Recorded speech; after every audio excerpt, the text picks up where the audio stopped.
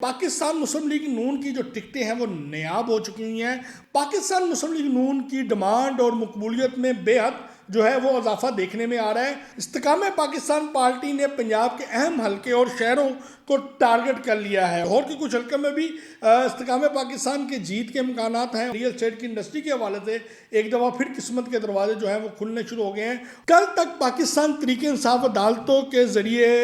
बड़ा अच्छा खेल रही थी, अब अदालतों के खिलाफ अदम एतमाद की दरखास्तें देनी शुरू कर दी है। फरा गोगी का अहम तरीन गैंग का जो है वो इख्तिसाबी इदारों को पता चल चुका है। अब्दुल्ला कौन है? मियाँ मोहम्मद नवाज शरीफ ने बलूचिस्तान के बाद 5 मजीद दौरे अभी करने हैं। जी हाँ, बिस्मिल्लाहिर्रहमानिर्रहीम। नाज़रीन, मैं हूं वासिफ भट्ट और आप देख रहे हैं अमरा न्यूज़। तो जैसे कि नाज़रीन आप देख रहे हैं कि अदालतों के फैसले भी आने शुरू हो गए हैं और सियासी हवाओं में भी बड़ी तेज़ी आ चुकी हुई है और मुख्तलिफ सियासी पार्टियों के मुख्तलिफ जो इलेक्शन जीतने वाले उम्मीदवार हैं वो मुख्तलिफ सियासी पार्टियों में शमूलियत अख्तियार कर रहे हैं और इसके साथ साथ पाकिस्तान क्रिकेट टीम की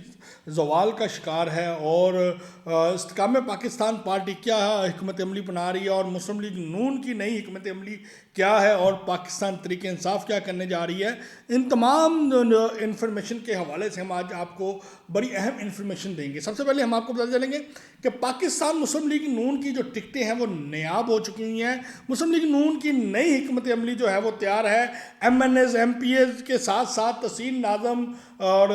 डिस्ट्रिक्ट नाज़म और यूनियन कौंसिल के नाज़मों की टिकटें भी जो हैं उनकी डिमांड में भी इजाफा हो गया है और उनके नाम भी फाइनल कर लिए गए हैं। मुस्लिम लीग नून की यकमुश्त तमाम शोबा यानी कि MNAs MPAs बल्दियाती उम्मीदवारों के जो शोबा हैं उनको तमाम सियासतदानों को गो हेड देने का फैसला किया गया। ये गो हेड इसलिए दिया जा रहा है कि आने वाले इलेक्शन में आम इंतखाबात में पाकिस्तान मुस्लिम लीग नून जो है वो एक बड़ी अक्सरियत के साथ 2/3 अक्सरियत के साथ हुकूमत में आ सके। और सबसे ज़्यादा इस हिकमत अमली में जो जिसको फ़ायदा हो रहा है वो है नौजवान नस्ल यानी कि नौजवान उम्मीदवारों को सबसे ज़्यादा फ़ायदा हो रहा है। और नौजवान उम्मीदवारों को यूनियन कौंसिल के नाज़मीन में बल्दियाती उम्मीदवारों में MPAs MNAs की उम्मीदवारों में तमाम शोबा जात में एक मखसूस हिस्सा दिया जा रहा है और सबसे ज़्यादा नए चेहरों को हिस्सा दिया जा रहा है। और इसकी वजह से पाकिस्तान मुस्लिम लीग नून की डिमांड और मकबूलियत में बेहद जो है वो इजाफा देखने में आ रहा है और वहाँ पे जहाँ जहाँ पाकिस्तान मुस्लिम लीग नून जो है जा रही है उनका बेपनाह इस्तकबाल किया जा रहा है। दूसरी जानब हम आते हैं, इस्तेकाम पाकिस्तान पार्टी ने पंजाब के अहम हल्के और शहरों को टारगेट कर लिया है और ख़ास तौर पे जनूबी पंजाब पर इस्तेकाम पाकिस्तान की जो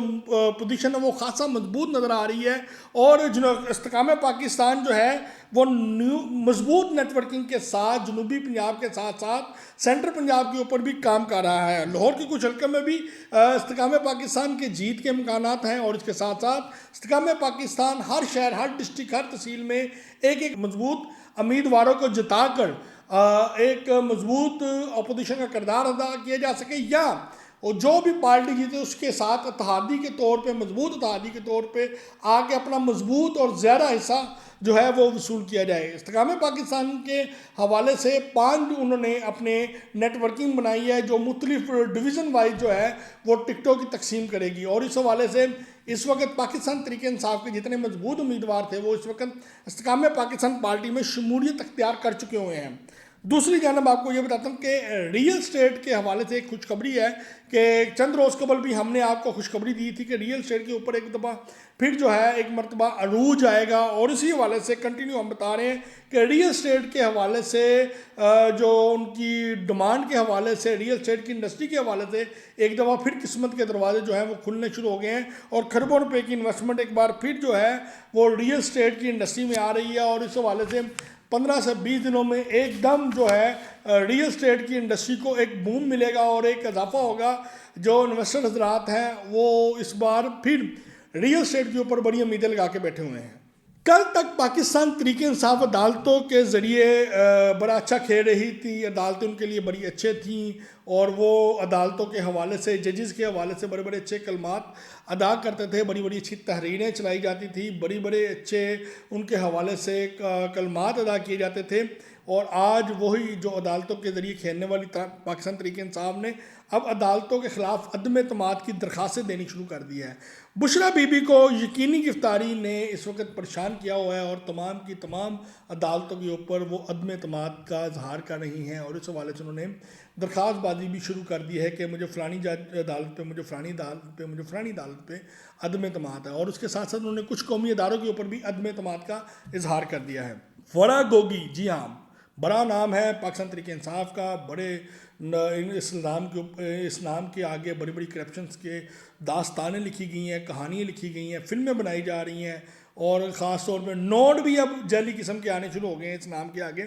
फरा गोगी का अहम तरीन गैंग का जो है वो इख्तिसाबी इदारों को पता चल चुका है। अब्दुल्ला कौन है, इसका फरा गोगी के साथ क्या रिश्ता है, क्या तल्लक है, ये अपने 40 बंदों के साथ कैसे पाकिस्तान से रूपोश हुआ, कैसे पाकिस्तान से फ़रार हुआ, उनको फ़रार कराने में किन किन महकमों के किन किन अफसरान का क्या रोल था, शेखुपुरा की पुलिस ने क्या किरदार अदा किया और फरा गोगी के साथ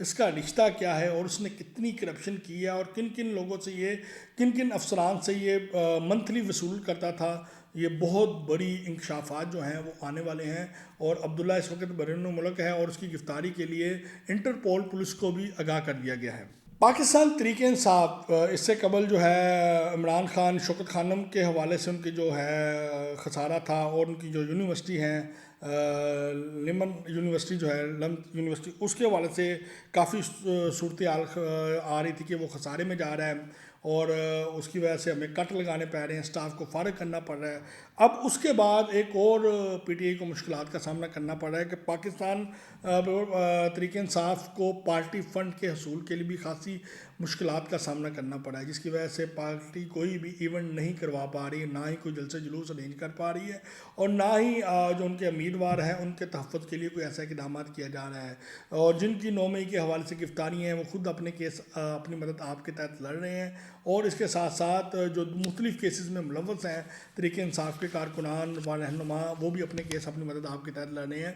और पार्टी की तरफ से उनकी ना तो कोई बैकअप किया जा रहा है, ना उनकी हौसला अफजाई है और ना ही मज़ीद कोई ऐसा इवेंट या तकरीब रखी जा रही है जिससे पार्टी को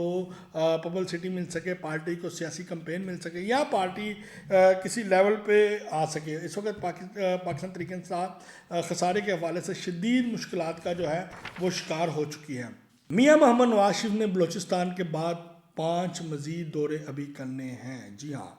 बलूचिस्तान का कामयाब तरीन दौरे के बाद पाकिस्तान मुस्लिम लीग नून के सरबराह मियाँ मोहम्मद नवाज शरीफ ने अभी मज़ीद 5 दौरे करने हैं और ये 5 दौरे हम आपको आगाह करने लगे हैं कि किन किन जगहों पे होंगे। जी हाँ, सबसे पहले उनका जो डिमांड्स आ रही हैं वो जनूबी पंजाब की है, यानी कि मुल्तान, डीजी खान, बहावलपुर, इनमें से किसी एक इलाके में मियाँ मोहम्मद नवाज शरीफ जो है वो एक कॉन्फ्रेंस रखेंगे जहाँ पे मुख्तलिफ सियासी पार्टियों के रहनुमा और कारकुनान जो हैं वो पाकिस्तान मुस्लिम लीग नून में शमूलियत अख्तियार करेंगे। दूसरा उनका सिंध, KPK, गिलगित बल्चिस्तान और आज़ाद कश्मीर में भी दौरे करने का इरादा है और वहाँ पे भी इसी तरह बलूचिस्तान तर्ज की वो रिज़ल्ट लेने के ख्वाहिशमंद हैं, बल्कि उनका कहना यह है कि वहाँ इससे भी बेहतर रिज़ल्ट और रिस्पॉन्स मिलेगा। और इस कामयाबी के मिलने के बाद पाकिस्तान मुस्लिम लीग नून की जो